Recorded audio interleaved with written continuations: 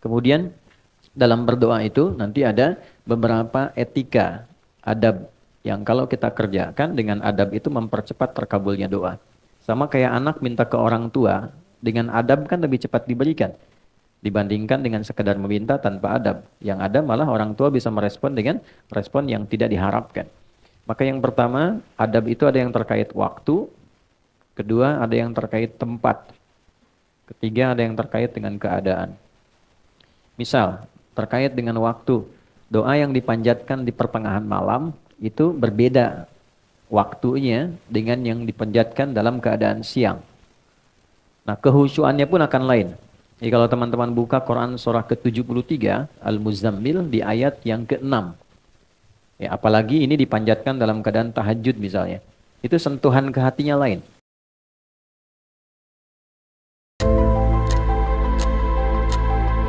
Baik, yang pertama teman-teman sekalian, doa itu adalah harapan terindah yang kita mohonkan kepada Allah dari satu keinginan yang diharapkan terwujud. Ya, apa saja yang dimohonkan kadang-kadang ada kaitan dengan kebutuhan keluarga, ada dengan pekerjaan, ada dengan lingkungan kehidupan, dan doa menunjuk bahwa kita itu lemah. Itu poinnya. Kita itu lemah, kita butuh pertolongan, dan kita punya Tuhan. Karena itu Allah sangat tidak suka kalau ada hamba yang tidak mau berdoa. Innal ladzina yastakbiruna an ibadati, sungguh orang yang menyimpulkan bahwa dia itu cukup hebat sehingga tidak mau berdoa, maka nanti diberikan oleh Allah satu tantangan untuk selamat dari neraka jahanam saat kembali ke akhirat kelak. Kalau memang kamu hebat, gak butuh doa, ya kamu silahkan lepaskan diri dari ancaman neraka jahanam itu. Nah, dengan berdoa menunjukkan kita lemah.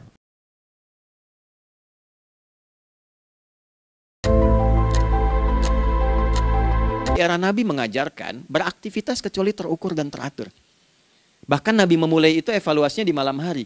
Sehingga turun di antara surah Al-Insyirah itu ada ayat yang tegas mengatakan di ujungnya فَإِذَا فَرَغْتَ فَانْصَبْ. Evaluasi yang telah berlalu di malam hari, evaluasinya menyeluruh sampai ke zikirnya.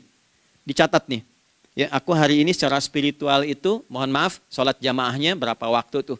Dari 5. Oke? Misalnya dari 5 itu cuma 4, berarti koreksi ada yang kurang. 1. Ya. Yang kedua, secara intelektual sudah berapa bacaan yang dibaca saat ini? Ilmu yang ditingkatkan, mensyukuri anugerah akal dan sebagainya. Bekerja sempurna enggak? Turunkan ibadahnya bagaimana? Ketika ada yang kurang, istighfari. Ya, sebagai seorang ayah, ada enggak sesuatu yang salah yang dilakukan belum sempurna? Sebagai seorang ibu, anak dan sebagainya, istighfar. Itulah sebabnya sebelum tidur Nabi ajarkan istighfar. Yang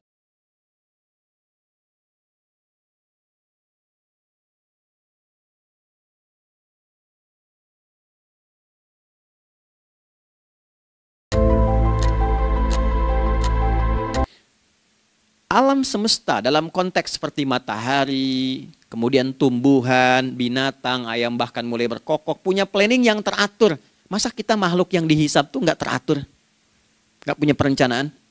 Maka subuh itu mengajarkan kepada kita, jangan sampai ada orang Islam yang punya keimanan, lalu menunaikan sholat, diajarkanlah oleh Allah, setiap masuk subuh itu harus punya agenda yang jelas. Planning yang terukur. Jangan terjadi mengaku muslim, beriman, tapi nggak jelas perencanaan hidupnya. Jam 7 mau di mana? Jam 8 kerjakan apa? Anda dari sini ketemu 7 ke 4, atau setengah 8 ke setengah 5, 8 jam kerja. Oke? Berangkat jam berapa? Petakan di jalan macetnya di sebelah mana? Ukur sampai kantor tiba jam berapa? Apa yang mau dikerjakan di kantor? Itulah Islam, itulah subuh.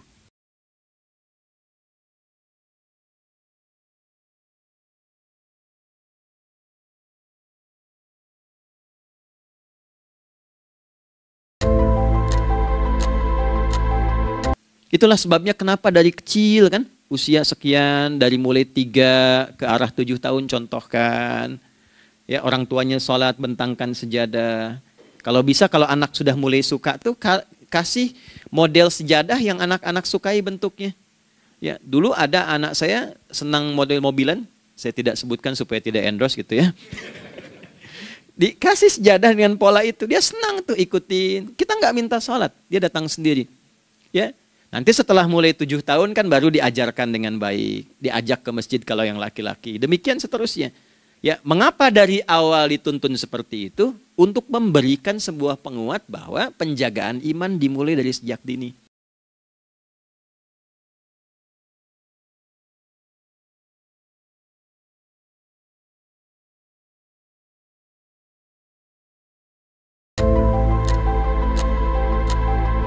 Itulah sebabnya kenapa dari kecil kan, usia sekian, dari mulai 3 ke arah 7 tahun contohkan.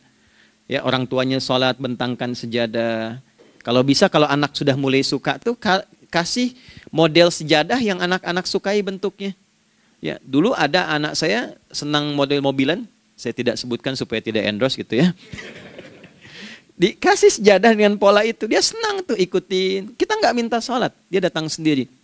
Ya, nanti setelah mulai 7 tahun kan baru diajarkan dengan baik, diajak ke masjid kalau yang laki-laki. Demikian seterusnya. Ya, mengapa dari awal dituntun seperti itu? Untuk memberikan sebuah penguat bahwa penjagaan iman dimulai dari sejak dini.